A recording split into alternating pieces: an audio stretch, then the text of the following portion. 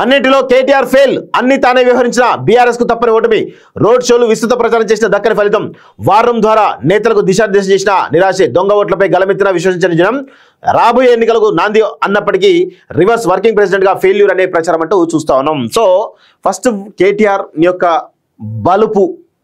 నీ బలుపే ఉందో తగ్గించుకో, నీ అహంకారం తగ్గించుకో. ఫస్ట్ ఆఫ్ ఆల్ పార్టీలో నేనే మోనార్క్ని, నేనే మోనగాన్ని అనడం మార్చుకో.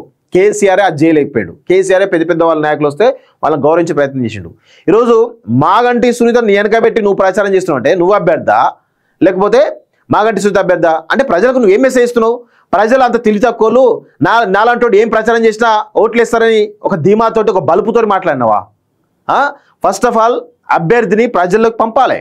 అభ్యర్థి ఎప్పుడైనా నువ్వు సభలోకి రావాలి తప్ప అభ్యర్థిని ఎప్పుడు ప్రజల్లో ఉంచాలి, అభ్యర్థిని ప్రజల్లో మాట్లాడించాలి. మాట్లాడిస్తే రేపు కష్టమో నష్టమో ప్రజలకు జరిగినప్పుడు వచ్చి నిలబడతారు కదా.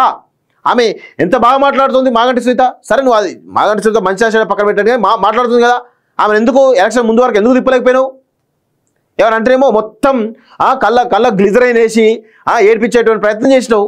ఏమైంది? ప్రజలు నమ్మిరా? అలాంటి పనికిమాలినటువంటి డ్రామాలను ప్రజలు నమ్మరు.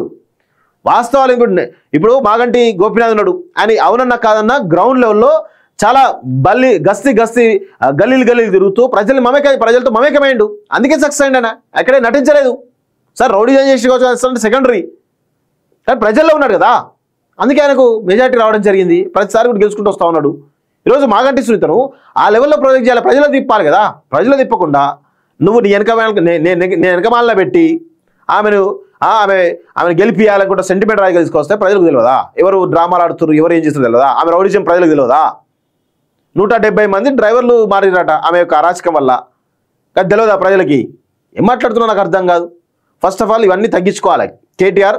ఇవన్నీ తగ్గించుకుంటే మంచిది. లేకపోతే మీ పార్టీని నీ వల్ల పార్టీకి జరిగే నష్టాన్ని ఎవరు కూడా పూడ్చలేడు. ఫస్ట్ ఆఫ్ ఆల్ ఆ వర్కింగ్ ప్రెసిడెంట్ అవి ఉన్నాయి కదా, అవన్నీ తీసి పక్కన పెడితే బాగుంటుంది.